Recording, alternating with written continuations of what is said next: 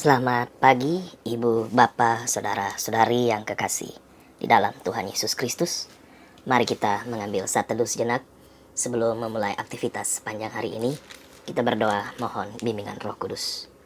Tuhan, kami mau mendengarkan firman-Mu.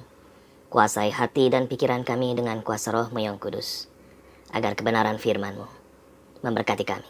Dalam nama Tuhan Yesus kami berdoa. Amin. Berikut bacaan kita terambil di dalam Surat Paulus kepada jemaat di Efesus.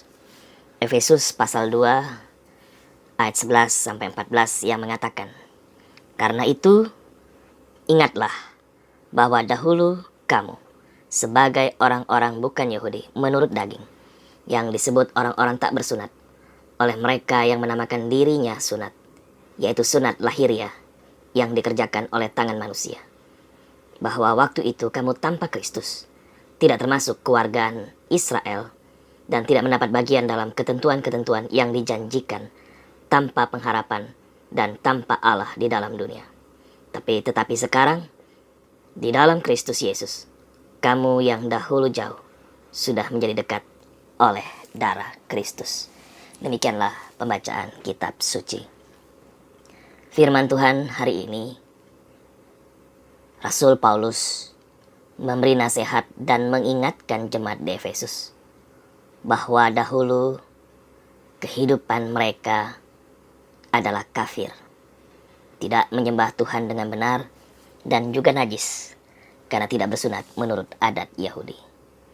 Tetapi oleh kemurahan Tuhan lewat korban Kristus di kayu salib dan melalui kuasa darahnya, jemaat Efesus yang dulunya jauh dari pengharapan, yang dahulunya kafir atau bukan Yahudi, dijadikan dekat, bahkan dijadikan warga kerajaan sorga.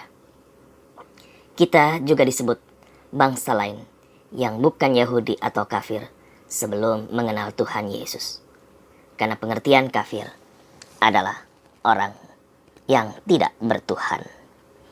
Kita juga disebut orang yang tidak bersunat, sunat menurut aturan Yahudi, sehingga disebut najis menurut orang Yahudi.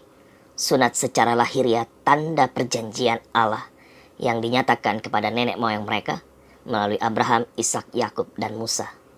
Orang non-Yahudi digolongkan sebagai orang yang tidak bersunat dan belum mengenal Allah, sehingga mereka dianggap tidak menerima perjanjian Allah. Tetapi setelah mereka menerima Kristus, tembok pemisah itu dihancurkan. Kristus memberikan hak jaminan keselamatan kepada siapa saja yang mau menerima anugerahnya. Jadi sumber damai sejahtera itu hanya di dalam Kristus Yesus, bukan sunat lahiriah. Dan Kristus tidak membedakan, tapi justru mempersatukan. Korban Yesus di kayu salib mempersatukan kita, sehingga tidak ada perbedaan lagi, baik status derajat di hadapan Tuhan. Kita semua dijadikan satu. Jadi jadikan satu tubuh, sehingga tidak ada Yahudi, Yunani, orang merdeka, dan budak. Penebusan Kristus menyelesaikan perseteruan. Rasul Paulus tekankan dengan mengatakan, ingatlah. Ini seharusnya menjadi penguasaan diri, karena kita bisa saja sombong setelah kita dijadikan satu dengan bangsa pilihan Tuhan. Biarlah kita selalu bisa menghargai kemurahan Tuhan ini dengan tetap rendah hati dan memperlakukan firman Tuhan secara nyata dalam hidup ini. Kita ini sebenarnya adalah ranting-ranting liar yang dicangkokkan karena carang-carang asli itu mengeraskan hati. Tetapi nanti ada waktunya akan dicangkokkan kembali jika jumlah bangsa lain carang liar itu sudah penuh. Oleh sebab itu biarlah kita tetap hidup dalam kemurahannya, supaya kita tetap tertanam pada pokok pohon yang asli.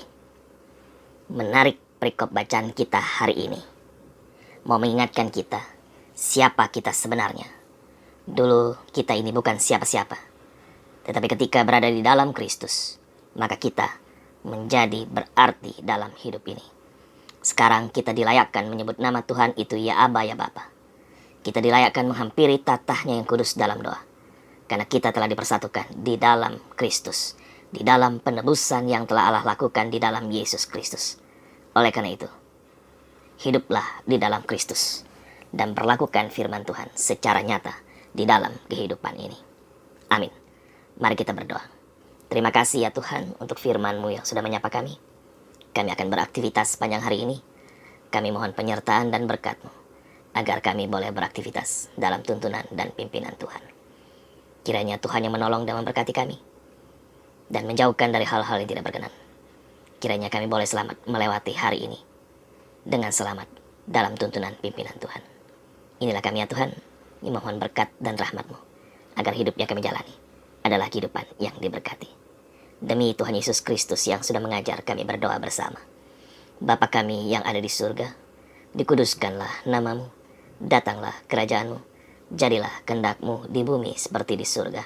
Berilah kami pada hari ini makanan kami yang secukupnya, dan ampunilah kami akan kesalahan kami, seperti kami juga mengampuni orang yang bersalah kepada kami. Dan janganlah bawa kami dalam pencobaan, tetapi lepaskanlah kami daripada yang jahat, karena Engkau yang punya kerajaan, dan kuasa, dan kemuliaan, sampai selama-lamanya. Amin. Selamat pagi, selamat beraktivitas. Tuhan Yesus memberkati. Shalom.